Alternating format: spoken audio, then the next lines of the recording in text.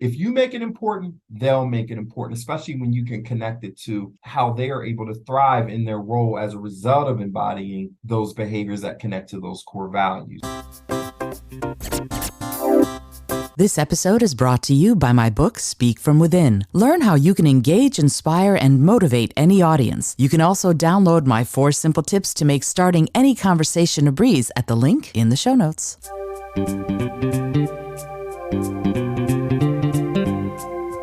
Hello and welcome to the Creative Solutions Podcast. I'm your host, Isolde Trachtenberg. Whether you're writing the first sentence of a book or solving the climate crisis, to get people's attention, you need to tell your story creatively. On the show, I interview peak performers who are coming up with those creative stories and solutions. Through creativity, compassion, and collaboration, they're changing the world. I also bring you ideas and techniques to unlock your potential to do the same. And now, let's get to the show.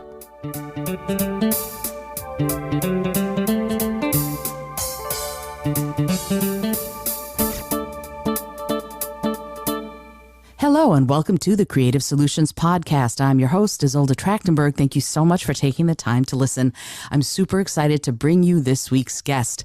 Wait till you hear this. Dr. Donte Vaughn, DM, is the CEO and managing partner of CultureWorx. You know that's catnip to me because we're talking about company culture. This is a company that's dedicated to providing culture performance management solutions to help organizations measure, manage, and foster cultural change through real-time learning and practice. I'm dying to find out what real-time means. Dr. Vaughn is an expert in organizational leadership, workforce management, and company culture. He has over 17 experience of senior-level executive experience driving results in the public and private business sector, fostering the design and implementation of business growth and leadership strategies, and serving the companies throughout the U.S. and globally. Donte, thank you so much for being here. Welcome. Isolde, thank you so much for having me. I am thrilled to talk to you actually because, well, for many reasons. Before we started recording, we talked about the fact that we have a lot of sort of similarities in the work that we do with our clients. And I am very curious to get your take on so much of this. I know that you've written a book called From Culture to Culture, and this is the system to define, implement, measure, and improve your company culture with your business partner, which I think is amazing because company culture has radically changed over the last few years because of COVID and what they call the Great Resignation and other factors. I would love to hear your thoughts on that in a minute. But first, I'd love to ask you, what brought you to looking at company culture as your life's work? Where did that desire to help people work better together as a team emerge? Thank you for asking. My interest in this journey of helping people lead better together started really during my adolescent years, without me even recognizing that it would become more of a career for me. I found myself, I'm a native Philadelphian, and, growing up in the inner city and navigating different groups, different relationships, and trying to figure out where I fit into that and how do I avoid finding myself in groups or paths that I shouldn't be. I really started to be hyper aware of group dynamics and how different people emerged within those groups, who showed up as a leader, who was more of a follower, because I always wanted to be more on the leadership side. And that was more of a natural gift of mine, but I was fascinated by how all these other groups function. Now, I never knew that would lead to, or that there was even a career path. I grew up in the 80s where, you were told that the best course of action was to be a medical doctor, an attorney, a politician, many other things. Never had anyone tap me on the shoulder and said, you would be more of like an organizational psychologist, right? It's like, not quite. But and unfortunately, the stigma is tied to, young people, especially in the inner city. Oh, you're gonna do other things, more athletic prowess, right? But I was on the academia side, and I navigated that world all the way through my interest in business. But I realized I started out in the business admin world of things and more the transactional side of business, and realized quickly that my passion was grounded in human experience, people connections. And that's where I started to study more of the business management side. And I I nurtured my career. I started out in retail operations and logistics and merchandising, and kind of went down that path into other leadership roles that led me to more of a consultative role. And that's where I discovered, the connection between systems, processes, and really the behavioral side of leadership. And how do those things come together? And how can you optimize performance? And that's where the my experiences collided with my business partners, Mm, Ren Power and Sean Hart. They operated a independent consulting practice as I did. I had my own practice out of Philly. They had their practice in Georgia, and they were significantly larger than me and was having great success. And their whole premise and their value proposition was to bridge the disconnect between systems, processes, and leadership behavior, and which I mm. found fascinating. They reached out to me as they were growing and said, "Hey, we have some work opportunity for your business. Would you like to partner up?" And that's where our relationship started. And in that discussion, we started to examine how do you optimize operational performance by addressing leadership behavior. And Mm. they had a vision around this that I was able to attach quickly to. And that's this premise of culture and what we now call culture performance management. And the value I brought at that point was more of the people science side. How do you bridge your understanding of behavioral change and organizational leadership and what mobilizes groups to be effective? And together we developed this culture performance management methodology that is articulated in the book we wrote and published last year, From Culture to Culture. And that's where the real magic happens for us as it relates to behavioral change among leaders to drive an impact in leadership culture. Wow. Ah, there was so much in what you just said. I love the notion of leadership behavior driving cultural change or changing leadership behavior. I have a strange question, which you probably get a lot actually, is what are most leaders doing wrong in your opinion? I don't know if it's as much as if things are wrong versus for many years, culture or the impact of leadership on culture has been this topic that's very much abstract in a lot of ways. Organizations have defined some core values or guiding principles that are supposed to be the framework by which leaders are supposed to engage and interact and make decisions in the business. However, those values often never leave the picture frames in the conference room, right? Mm, And or on the website. How do you make those values actionable and drive accountability around how those leaders embody or practice those values every day? That's the premise of cultural performance management. And I think leaders haven't been equipped with the tools and resources and even the level of accountability around what that looks like. And because it's treated in a very abstract and arbitrary way, then leaders are going to do what they think makes them effective as a leader. That mhm. doesn't always align with the culture that you're trying to foster or perpetuate. So I like to look at there's a miss in having an effective system to drive action around that. And I think that's the disconnect. And that's why we developed the culture performance management system in the first place.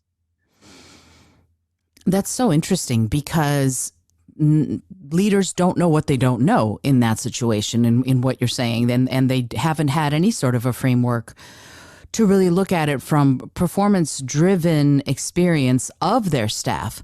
And yet there's a psychology at work there that I'd like to ask you about. Sure. A leader, to me, a leader is someone like my job as a leader, and I manage various groups, is really to support my people to do their best work. That's my view of what my job as a leader is what can I do to make sure that you have what you need in order to be able to do your best work. But there's a confidence thing there. There's a psychology around a leader having the confidence to step out of what they know in order to learn and embrace something new. Now you've developed a methodology, and I'm imagining that empirically you've tested it and you know that it works. But what happens to those leaders when they have resistance around it because they haven't had that as a even possible framework before? Sure, it's a great question. I mean, typically in most of our client organizations, they have not been held accountable to the level of specificity around an organization's core values, how to engage and interact with the standard in mind, how to connect that to where they show up and how they show up every day in the business and the results accordingly. Our methodology is grounded in once you have a value system, once you've been able to establish behavioral standards and expectations and connect those in a way that a leader understands how they can foster or perpetuate this culture, you have to afford them capacity to learn, practice, and refine those Mm, behaviors over time. Behavioral change doesn't just happen with a switch or a flip of a switch. right. It happens with intentional practice of these behaviors because they don't always come natural or to an individual. What building trust may mean to you and how that is embodied may vary to how the organization believes they want to foster that trust building. So giving a leader capacity to say, listen, don't misconstrue a behavioral standard or expectation as a rigid way of defining leadership style. Hmm. Your leadership style will be unique to you, Hmm. but your approach is going to be aligned with the culture that we're trying to drive or perpetuate in our organization. So, to your point, it's okay if it's something that they're not familiar with. We believe it's about helping them understand what's in it for them and for the organization to be intentional about trying to practice these values in a way that drives an outcome or greater success for their team, for them, for the organization. And I think that's important in giving them the capacity to learn and practice and refine those behaviors over time, especially if it's less familiar to them. I love that you're trying to make the elbow room sort of to do that. And yet in companies, so many companies and organizations, there's a rigidity to that kind of change, right? Oh, you're going to learn, but we're going to give you time to learn so that you can develop your own style of leadership and really work it with your team so that your team is successful. But there's also the notion of, okay, we have the bottom line, we have these things that we're trying to achieve, we have, third quarter earnings that we need to deal with. What, I guess, to me, is it a top down thing? Do you have to go to the very, very top of the leadership to get their buy in first? Or how do you, if you're working with middle management, for example, how do you foster that possibility, in the sense of possibility of change, in people who have been doing things a certain way for a very long time? Sure. So to answer part of your question first is yes, we have to work from the top down. Mm-hmm. If you have your senior most leaders misaligned to this value system that they believe is imperative to realizing their purpose, their vision, their mission, their objective as an organization, then we're already behind the eight ball. Mm-hmm. So a lot of our upfront work is rooted in understanding and aligning the value system. Why is this important to you? And here's part of that effort: connecting that value system to their goals and strategies of their organization. And sometimes we have to work backwards. There are leadership behaviors, skills, and competencies that you believe has contributed to your success. Let's talk about those. Let's also talk about those skills and competencies that you believe are lagging or lacking among your leadership group. And by identifying what those are and connecting those to the performance outcomes of the business, then we can say, well, what you're speaking to from a value system point of view are these core Mm-hmm. values of excellence, discipline, leadership, inclusion, whatever those core values are. So we kind of worked our way backwards to validate and connect importance, because once a senior leadership team, all the way to the board, if we can get to the board, once they equate a performance outcome, fiscally or otherwise, to why these behaviors are important, it'll be hard to then argue reinforcement of these behaviors as non-value add. Mm. So we do that work upfront, And then we make very direct correlations. We talk about it in the context of productivity, efficiency, waste mitigation, reduction in turnover, reduction in attrition. Because from an operations point of view, we want to ensure that you understand and you connect with the value that these leadership behaviors have on your business. So that work starts at the top, so then they can become sponsors, advocates, and accountability partners as they work throughout the organization. You're going to hear a moment of silence periodically because I'm taking in the information and sort of synthesizing it. Sure. So it's not dead air as DJs call it. It's anticipatory air. Can you tell I was a DJ? So what's interesting to me in everything that you just said, this notion of getting buy-in all the way up to the board, of embracing this sort of change, I think it's incredibly crucial. And the driver of that, and correct me if I'm wrong, seems to be that employee engagement is so important now. Perhaps because of COVID, perhaps because of the rise of the entrepreneur over the last 15 years. What accounts for the need, in your mind, of leadership to sort of embrace these kinds of changes with respect to employee engagement? There are a number of factors that I speak to that validate the need to care about driving awareness, ownership, and accountability among your leaders. First and foremost, to your point, there's a market shift that has already begun in the demographic of the working population in the United States and abroad.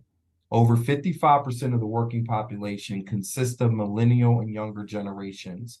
The factors that motivate them are no longer grounded solely in their income earning potential. People want, of course, earn a living wage that they believe can help them prosper and thrive. That will never not be a consideration. However, you also have to consider that among the same population, over 60% of household income is earned in channels outside of standard wage and salary, which means they have other passive income earning mechanisms that didn't exist historically. Right. So now you have this gig economy where individuals can find channels of earning and still afford them the flexibility that they desire. People want to be more purpose driven. They care about the value of how their time is spent. You take all those factors and you recognize that is the future, or if not your existing workforce. So you have to look at what becomes the reason or the rationale for them to want to spend their value-added time within your institution, because it's no longer dangling wage alone as the driving force. And then you couple that with their decision to remain with your organization longer than 5 years is rooted in personal experience, how they have been engaged and how they've left that engagement. So now you're going all the way back to what has your organization claimed to be the experience that a person can expect as an employee?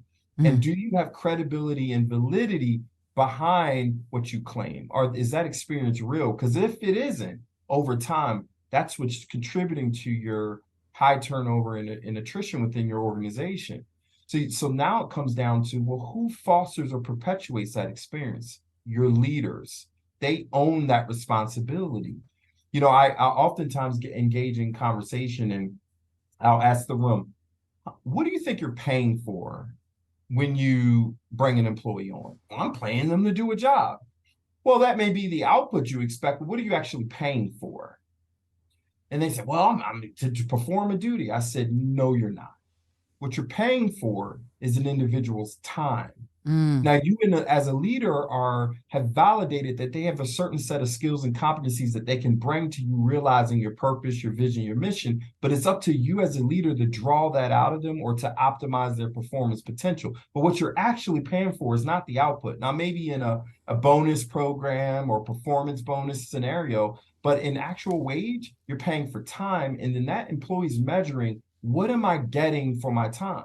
That's why you get your lowest performing employees equally asking for wage increases among your highest employees. I said, if you're just paying for performance, then you'd be paying some employees one rate and some employees another based on performance. When in actuality, it's greater than that. That's it. And so then we have to ask ourselves, what are we fostering in that experience? That's why it matters. And that's just in the context of talent acquisition and optimizing performance potential. There's so many other factors when you have your suppliers and vendors now challenging you. I've had clients calling me saying, my largest client is now conducting a culture audit on my business. And they want to validate that what I claim I'm doing as an institution is actually happening. So this culture performance management system becomes imperative to the marketplace, both as the consumer, as the prospective talent holder, and even for your customers.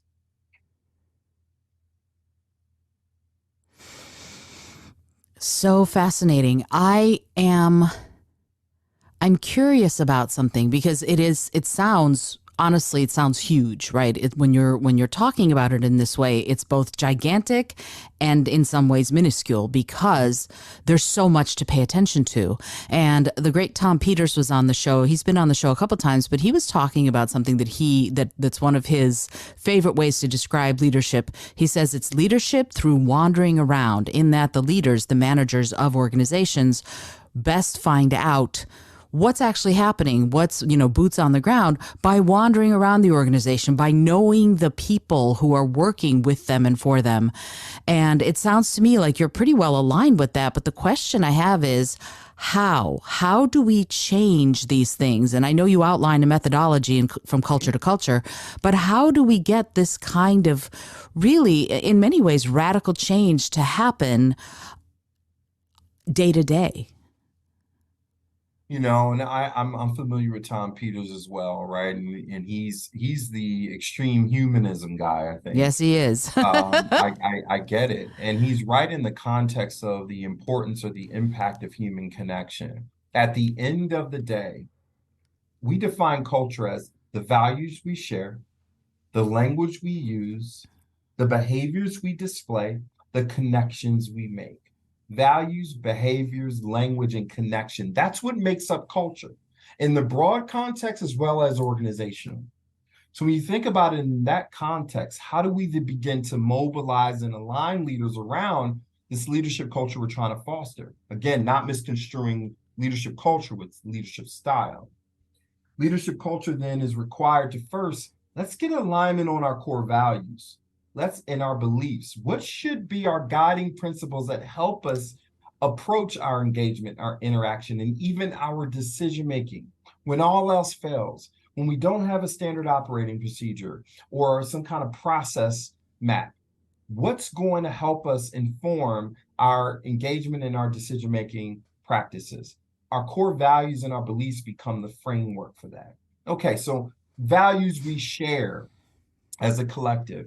That means as you attract a new talent, clarifying all the way from your job description and looking for other points of integration, even down to your interview protocols, you should ensure that you validate that this candidate has the propensity to understand and connect with these values, even if they need help learning and practicing. That's why you need these mechanisms for learning and practice. I'll get to that, but generally you need to alignment, the values we share, the language we use. How do I manifest these values in real time? So you have to be really intentional about this establishing standards. That means revisiting your value definitions, not in these abstract, oh, we bleed red and we show, these abstract terms and phrases. What does that mean for me and how I show up? And I need that clarity at the C-suite level, the V-suite, all the way down to the frontline operator. It means to show up in this way. Here's some examples. Really get methodical. And we work with our clients to get very specific and methodical about these actionable behaviors that connect to your core values. So now these are the behaviors we display, the language we use. They're shaped by these definitions and standards that you're putting in place. Now, the connections we make. Think about it. Organizations have core values, but being intentional about practicing them in real time, and this will get into your other question about what do you mean real time? Every point of engagement or interaction or decision making that a leader experiences is an opportunity to either promote or detract from the workplace culture that you're striving for. Mm-hmm. Every single point of connection, mapping out those points of connection, at least the most critical ones, from the time that you have your startup huddle to your operations meeting to your safety meeting to your floor walkthroughs every 2 hours. Those are opportunities to foster that culture. For example, if one of your core values is excellence, and one of the behaviors associated with excellence is personal discipline, then the subtleties in, okay, you told your team that you're going to huddle at a certain time every day, then ensuring that you make that time. And if you don't, remain disciplined or diligent in that enough to proactively inform them that you're not going to meet when you said you're going to meet, because you're trying to perpetuate excellence and the subtleties of that. Well, that's hard for a leader to recall or remember. So having mechanisms in place in your business to trigger this connection to when you're trying to be intentional about practicing the behaviors that connect to your core values becomes very essential. So now I'm going from this abstract, arbitrary thing to define standards and expectations for the embodiment of these core values, all the way to proactive and intentional practice of these values. Now, I made these connections. How do I learn what it means to show up? I just threw one arbitrary behavior out connected to the value. Oftentimes, there are multiple behaviors connected to the embodiment of a value, which leads to this leadership culture. How do we equip our leaders with tools and resources to learn and practice these behaviors in real time? Meaning at the point of connection, where culture happens, not after the fact, not after I surveyed my staff once a quarter and tried to generalize their perceptions and then mobilize my leaders around making change. That doesn't get us to root cause. What gets us to it is how do I go to real time? The greatest impact a coach has is when he's able or she's able or they are able to engage that player in the midst of the game. Say, hey, correct your stance, adjust your position, adjust your swing. Don't forget about these principles. Don't forget about these best practices. And then that player can go out and make those adjustments. So we apply a similar approach in culture performance management, and some of the tools we build is to give them the morsels of insight and information, give them an opportunity for self-reflection and for feedback. Now we're getting into real behavioral change. And then they have an opportunity to course correct in real time. They're not waiting for an employee to then give them feedback 3 months from now after they've decided to leave an organization before they have a chance to improve how they're showing up, how they're engaging, how they're interacting. That's getting at Tom Peters' point of view around humanism. How do you humanize that connection in a way, but do it with intentionality? So we align with that premise, but we believe that behavioral changes occur through self-reflection, feedback, and an opportunity to course correct in real time. So that's what we mean by that premise as well. Yeah, I think that's exactly. And I love that you said that course correction is a part of it, because it's not necessarily going to be a 180-degree change. It's going to be something that you are modifying as you go. And it seems to me that there's a real factor of personal accountability, and that means not just on the leader's sort of place, but also the people who are their team. Everyone has to have a certain level of personal accountability and a desire to strive for that excellence. And the question that I have for you is, how do you instill that if it's just not there? Yeah, great question. What I find imperative as part of this culture journey for organizations: communication and integration. Communication, not just in the surface level kind of marketized way.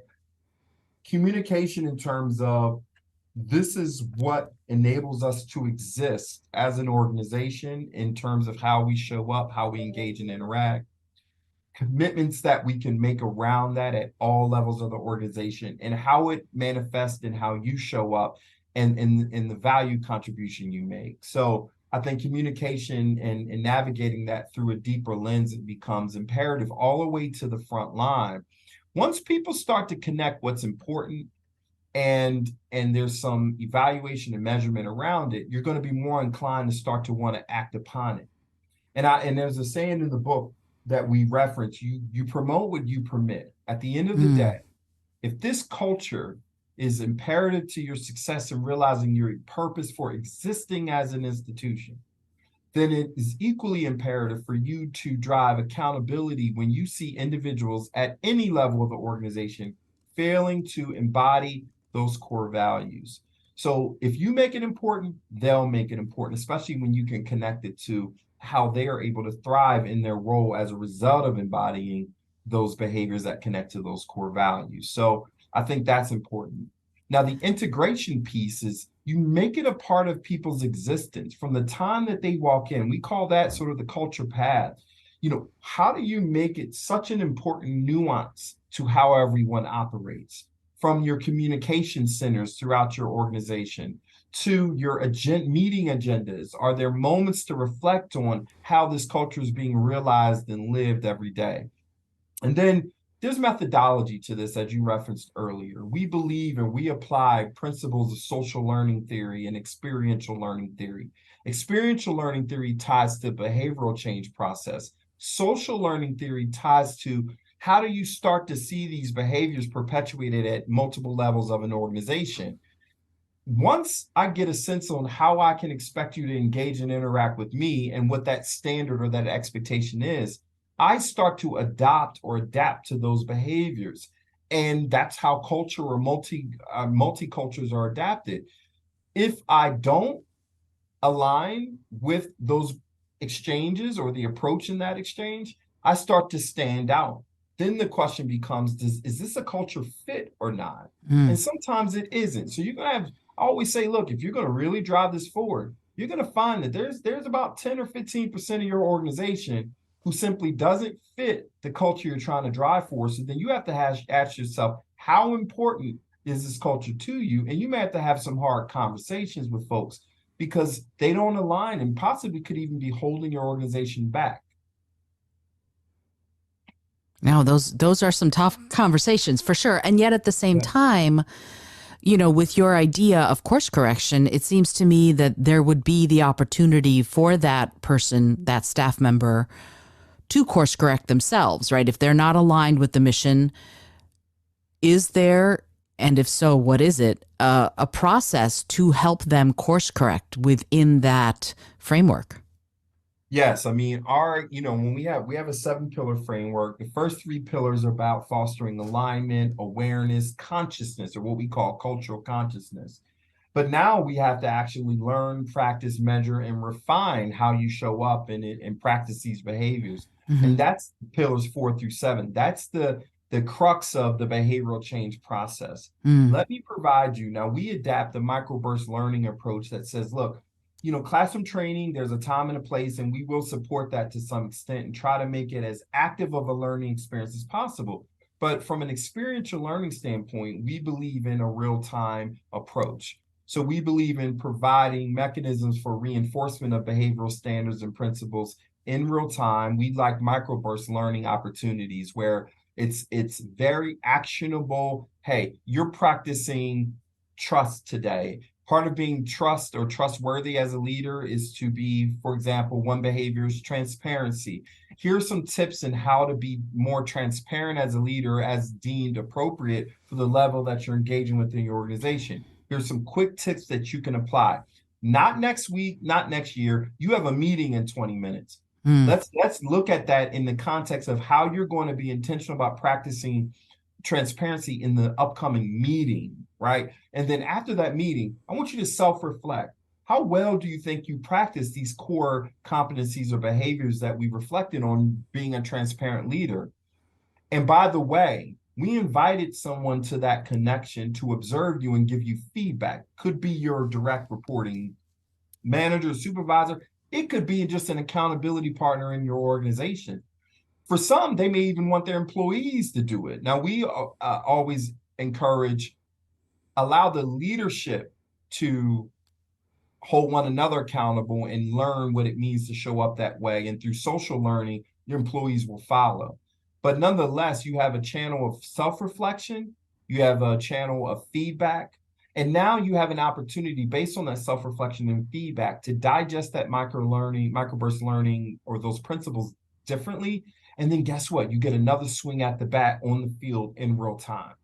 That's how we foster that intentional, let me try to practice what it means to show up as a leader that way. And we recognize this is not an easy feat to put these systems. That's why we build the tools and we leverage technology and other mechanisms to say, hey, here's the methodology, here's how to do it the right way to drive behavioral change. All other ways will have a lagging impact or not as significant. It's sort of like the value of Isolde, us as consultants sitting on the shoulder of our leaders as we're coaching them in real time. What happens when we go away, right? That further reinforcement and adoption, where's that piece of the puzzle? So we're trying to bridge that disconnect. Once we go away, how do you ensure you have the tools to drive that behavioral change and accountability over time? This episode is brought to you by my book, Speak From Within. Workshop. Learn how you can engage, inspire, and motivate any audience. You can also download my 4 simple tips to make starting any conversation a breeze at the link in the show notes.com/WIH. I keep saying it's fascinating or it's interesting because it is, and it's what I'm hearing actually sounds a little bit like cognitive behavioral therapy, right? Sure. It's very similar in that, except for that the therapist is, sort of it's self-therapy. And what we're asking for in this framework, I think, from leaders is to have that awareness, to be able to do that assessment, to be able to contemplate all of the changes that they're trying to make, and then assess either for themselves or with an accountability partner how they're doing on those changes. And that takes I'm not being judgy at all, but it sounds like it takes somebody who's either pretty well adjusted or who's on the path to becoming pretty well adjusted. And that brings me to mental health. What is your thought about this style of leadership and this methodology of sort of building better leaders and mental health in leadership and also in the companies or organizations themselves? Yeah, I mean, to that extent, when I think about mental wellness in the workplace, a lot of our upfront work consists of identifying where there are breakdowns in communication, in how the dynamics of the senior-most leaders have fostered psychological safety. In a manner that equips the leaders to want to work through the behavioral change process. When you think about cognitive behavioral therapy in your context, right? That's a type of therapy that helps individuals identify and change their thoughts and behaviors that are contributing to their efficacy or inefficacy as a leader. And for them to be able to be in that space of interest and desire and want to change means that their senior-most leaders have established room for them to do so. The average leader or individual in general does not show up and want to fail. They want to thrive and succeed. The idea is, how has the organization created psychological safety and provided tools and resources that fosters their ability to seek the help they need, both in their leadership development and sometimes in their psychological or emotional intelligence development. So some of our upfront work is to identify, have you created a safe space for your leaders to do so? And if you have toxicities that are underpinning your ability to really see this through, let's address those. So we do a lot of that organizational psychology work in tandem with the behavioral change process, because that is necessary. And we do see barriers that we need to address. We call them those elephants in the room. And a lot of times there's significant emergence. And we believe that our purpose in helping people lead better together translates to their personal lives as much as it does their professional lives. There's not a switch you turn off as a leader when you go home. So we really try to address those barriers in a sincere and authentic way in order to realize the full potential of what that looks like, at least at the senior most level. Because once they've done the work, they become a catalyst to change among their frontline leaders as well. And that makes a lot of sense. Some of this is going to be sort of a full body, full mind change if you're looking at it from that perspective. So there's self-talk involved, there's also communication involved. And as a leader, this is a strange question, but do have you ever had anybody become too aware, maybe hyper vigilant in this situation? Or do people seem to even out and the workforce culture becomes sort of more well adjusted as a whole? I generally see it in, as a holistic impact, right, over time, right? Hmm. What I find on an individualized level is there's a sense of personal and professional development that's happening. I see that this intentionality around shifting behavior starts to manifest in their personal lives, sometimes before it ever manifests in the workplace. Hmm. Just the intentionality around trying to navigate how they show up, how they engage, how they interact. I've had clients come to me and say, hey, just so you know, my wife or my husband or partner is enamored by the work that we're doing. And I'm like, really? And I'm like, why? Please explain. And That's well, awesome. I'm being a little more conscious about this behavior. And I realize I do the same thing at home with my kids. And I'm Right. inclined to just cut them off, or I'm inclined to just throw a solution out when all they wanted to do is have an active listening ear and some empathy, right? I mean, so I see it manifest in different ways for the individual. But this change readiness is going to vary. Some organizations we go into, and this is why we approach it with some latitude or flexibility. Some organizations say, hey, I'm all the way at pillar one. I don't even have a value system. Just help me get a value system in place. Help me clarify the alignment of my purpose, vision, and mission. Help me set some basic behavioral standards and expectations. Okay, so you want us to help you with pillar one and pillar two, maybe a little bit of pillar three. Okay, great. Well, then what you're looking for is just some inspiration around driving toward this leadership culture. For others, they want a bit more of a innovative approach to driving leadership development. Okay, so you want to get into more of pillars 1 through 4, all the way to that learning process for your leaders, give them a path of development and even succession. Okay, great. So then you want culture innovation.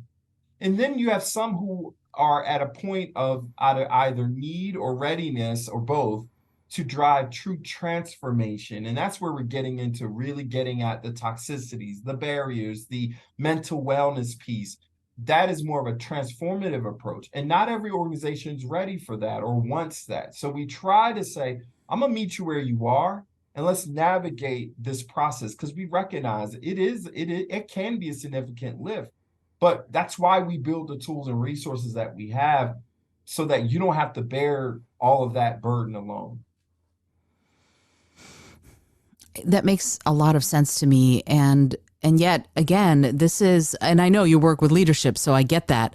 It's just, it seems to me that when we're looking at organizational change, it's not just the leadership you need buy-in from. You need the sort of the staff people, the employees to also buy in.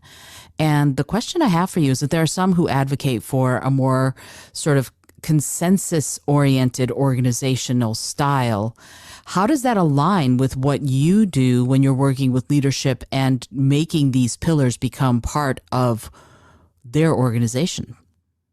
We believe the minute an organization prescribed the core values that guide their organization, you've already professed to the marketplace that this is how you operate.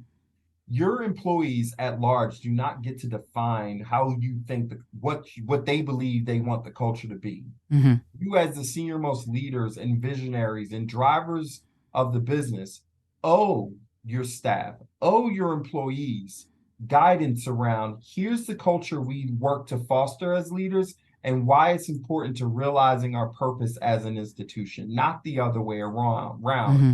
So it's the responsibility of the individuals who prescribe the culture to begin with to say, hey, here's what this looks like. And we're going to invest in with intentionality how we drive toward realizing that experience. So we believe in our methodology that you as a leader own that, not the employees. They don't get to drive that culture for you. They get to contribute, they get to learn from it, they get to expound on it in the context of experience. But at the end of the day, what grounds you is those core values and beliefs that drive engagement, interaction, and decision making in the business. That's Mm-hmm. like having your employees say, well, you know what? Again, look at it through a strategic pillar lens.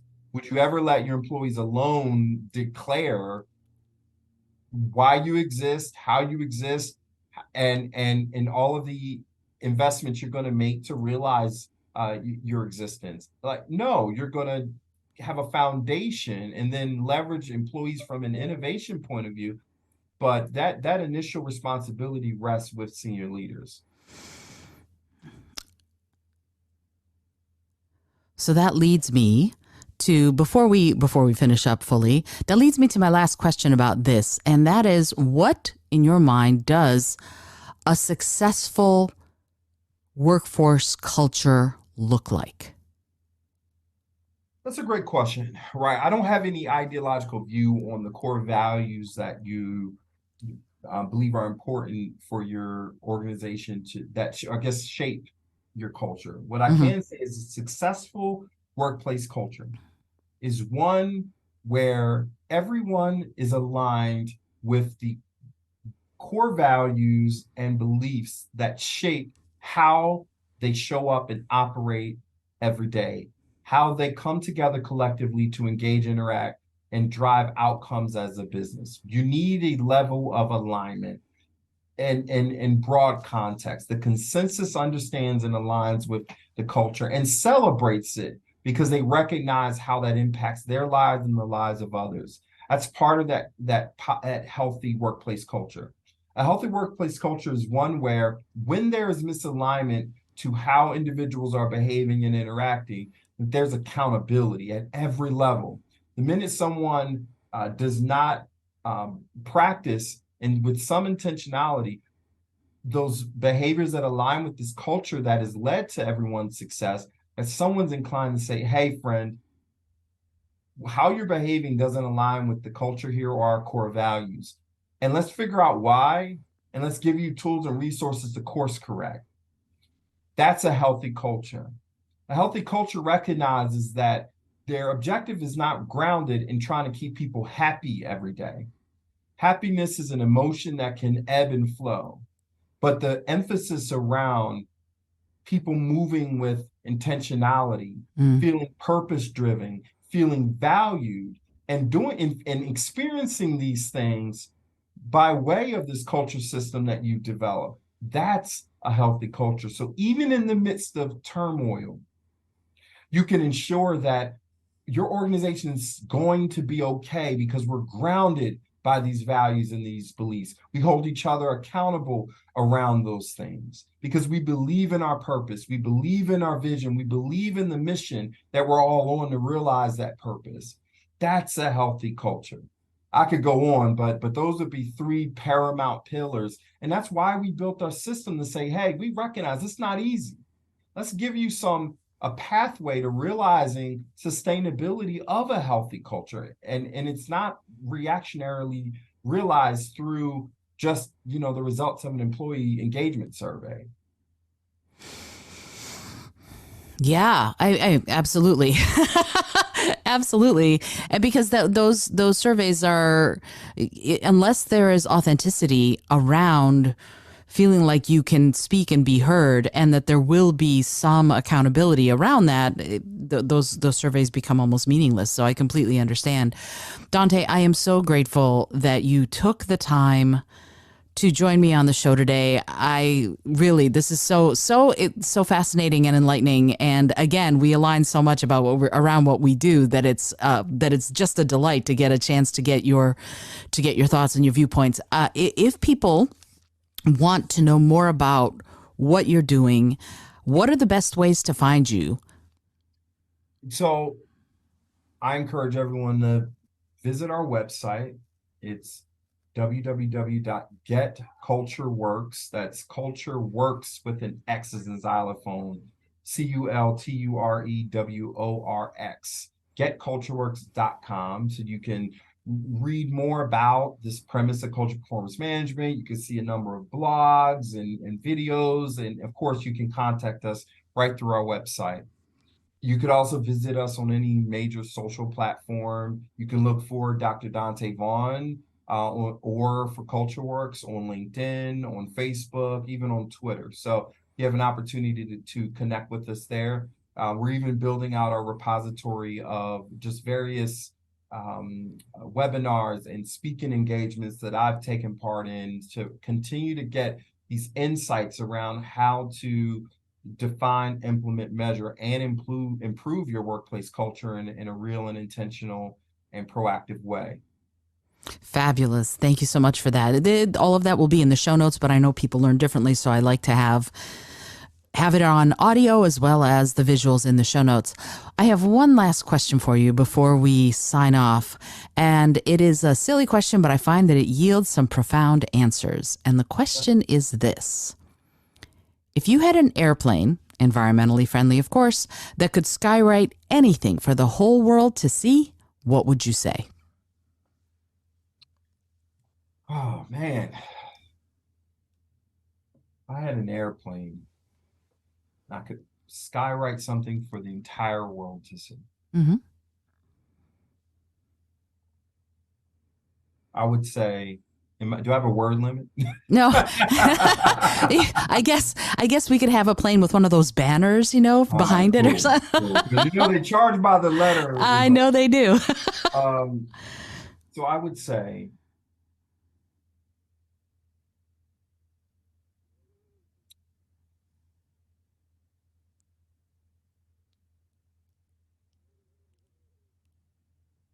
there's so many things I would say, but first banner I would say, love is the answer. That's fabulous. Love of self, love of one another. If we could start there, whatever grounds us into how we define love. For me, I believe God is love, but I believe that that's where a lot of our pain and our anguish as individuals and as a collective is grounded in a lack of self-love and a lack of love, authentic love for one another, and however that looks or manifests in our lives. So I would start with that banner. That makes all the sense in the world to me. I love it. Donte, thank you so much again for joining me. We'll be back for the bonus episode in just a minute. But in the meantime, you need to go find Dr. Donte Vaughn and CultureWorx. Find out what they're doing. If you're a leader or if you're being placed into a leadership role, if you're just at the beginning of your leadership journey, it seems to me like this is a really great platform to start with, to actually get on the ground floor with, so that as you build yourself as a leader, as you create yourself as a leader, you get to do it from this place of accountability, purpose, and also communication. So this is Isolde Trachtenberg for the Creative Solutions Podcast, reminding you, as always, to be bold, be creative, and most of all, be kind.